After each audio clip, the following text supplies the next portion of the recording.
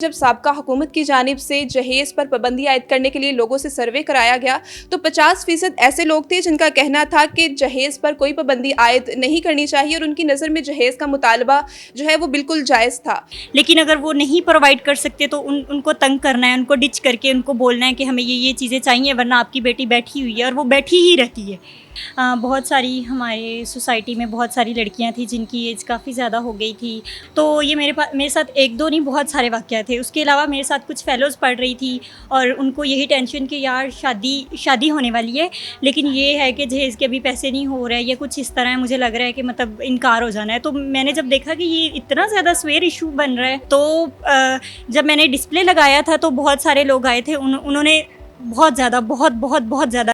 Digital Pakistan की videos देखने के लिए हमारा चैनल सब्सक्राइब कीजिए और बेल आइकॉन को प्रेस कीजिए ताकि आप हर वीडियो से बाखबर रह सकें। अस्सलामुअलैकुम नाजरीन, मैं हूं तैयबा अली और आप लोग देख रहे हैं डिजिटल पाकिस्तान। नाजरीन, जहेज़ एक लानत है, इसका इकरार तो सभी करते हैं, मगर अनफॉर्चुनेटली जब साबका हुकूमत की जानिब से जहेज़ पर पाबंदी आयद करने के लिए लोगों से सर्वे कराया गया तो 50% ऐसे लोग थे जिनका कहना था कि जहेज़ पर कोई पाबंदी आयद नहीं करनी चाहिए और उनकी नज़र में जहेज़ का मुतालबा जो है वो बिल्कुल जायज़ था। ये एक बड़ा अहम मैसेज है जो लोगों तक कन्वे करने की ज़रूरत है और एक काविश फैसलाबाद की तालिबा बिया नदीम ने की है, जिन्होंने जहेज़ की लानत को मौजू बनाया और वालिदैन पर पड़ने वाले जहेज़ की सूरत में बोझ की अक्कासी की और ये बताया कि किस किस्म से वालिदैन को मुश्किलात का सामना करना पड़ता है। उनकी ड्रेस डिज़ाइनिंग में हमें ये मैसेज जो है वो देखने को मिल सकता है। इसी के साथ आज हम उनसे तफसीलात जानते हैं।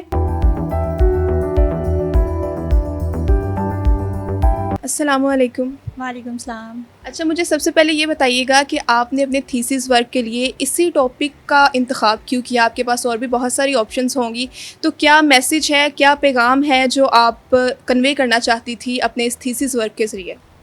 मैंने इस टॉपिक का इंतखाब इसलिए किया था क्योंकि मैं देख रही थी कि आजकल ये बढ़ती हुई इसकी रेशो बहुत ज़्यादा बढ़ गई थी। बहुत सारी हमारे सोसाइटी में बहुत सारी लड़कियां थी जिनकी एज काफ़ी ज़्यादा हो गई थी, वो उनकी शादियां नहीं हो पा रही थी इसी वजह से कि मतलब ससुराल वाले जहेज़ की डिमांड कर रहे हैं और घर वाले अफोर्ड नहीं कर पा रहे, तो वो भी बैठे हैं, उसके पेरेंट्स अभी जहेज़ के पैसे जमा कर रहे हैं। तो ये मेरे साथ एक दो नहीं, बहुत सारे वाक़या थे। उसके अलावा मेरे साथ कुछ फ़ेलोज़ पढ़ रही थी और उनको यही टेंशन कि यार शादी होने वाली है, लेकिन ये है कि जहेज़ के अभी पैसे नहीं हो रहे हैं या कुछ इस तरह है, मुझे लग रहा है कि मतलब इनकार हो जाना है। तो मैंने जब देखा कि ये इतना ज़्यादा स्वेयर इशू बन रहा है, मतलब उसको बहुत ज़्यादा सर्च किया, तो फिर मैंने अल्लाह ताला ने मुझे मौका दे दिया कि ड्रेसेस के ज़रिए मैंने उसको वेस्टर्न ड्रेसेस के ज़रिए उसको क्रिएट किया है अपने कल्चर को लेके, और उसको पैगाम देना चाहा है ताकि लोगों की जो बढ़ती हुई डिमांड्स हैं वो ख़त्म हो जाए। जैसे कि आपने कहा कि आपकी क्लास फेलोज़ आपने अपने इर्द गिर्द देखी, उनके साथ जहेज़ की वजह से मसले मसाइल हो रहे थे, क्योंकि अक्सर इंसान जब भी कोई काम करता है ना उसके पीछे एक इंस्पिरेशन होती है। तो अपनी क्लास फेलोज़ की तरफ आपने देख के कहा कि अच्छा भाई, मैं अपने काम के ज़रिए इसी मैसेज को लोगों तक पहुँचाऊँगी कि जहेज़ जो है वो भाई एक लानत है और इसकी वजह से लड़कियों को कितने मसले मसाइल पेश होते हैं। नहीं, इंस्पिरेशन मेरी ये थी, बेसिकली मैं चाहती ये थी कि मैं कुछ ऐसा करूं कि जो बहुत ज़्यादा डिफरेंट हो। सबसे पहले तो मैंने जब ये 6 मंथ का जो हमारा प्रोजेक्ट होता है, इसमें ये चीज़ थी कि हमने थीम वगैरह सेलेक्ट करने थे और थीम वगैरह सोचने थे। तो जब मैंने देखा कि जहेज़ पे पहले पाकिस्तान में कभी काम ही नहीं हुआ, तो मैंने ये सोचा कि इस पे पहली लड़की हूँ मैं जिसने जहेज़ के ऊपर ड्रेसेस बनाए हैं। बहुत सारे लोगों ने इस पे पैगाम दिया होगा, कोई ना कोई शूट किया होगा, जैसे बहुत ज़्यादा फेमस डिज़ाइनर है अली ज़ीशान, उन्होंने इस पे शूट किया था। लेकिन मैं इसको ड्रेसेस में लेके एक तो डिफरेंट हो गया, दूसरा मैं ये चाह रही थी कि कुछ ऐसा करना है कि जिससे लोग बहुत ज़्यादा इंस्पायर हों, मतलब कुछ करना तो है ही, क्यों ना कोई मैसेज के ज़रिए बंदा कर दे। तो फिर इस वजह से मैंने मतलब इस टॉपिक को लिया और इन सब चीज़ों से इंस्पायर हुई हूँ अपने इर्द गिर्द को देख के।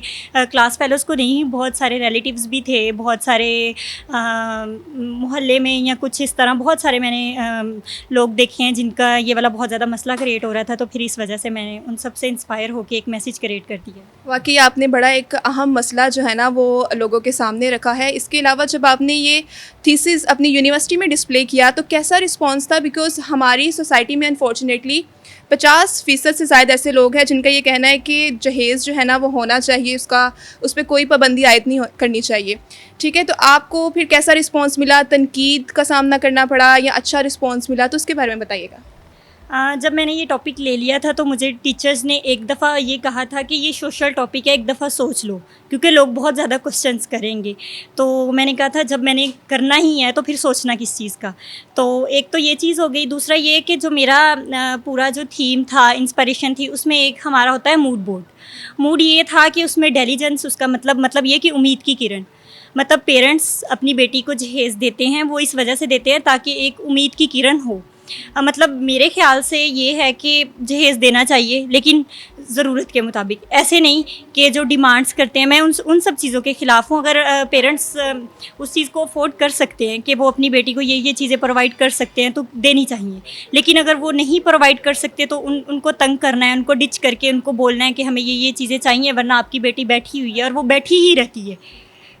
तो जब मैंने डिस्प्ले लगाया था तो बहुत सारे लोग आए थे, उन्होंने बहुत ज़्यादा अच्छा फ़ीडबैक था, किसी ने भी तनकीद नहीं की।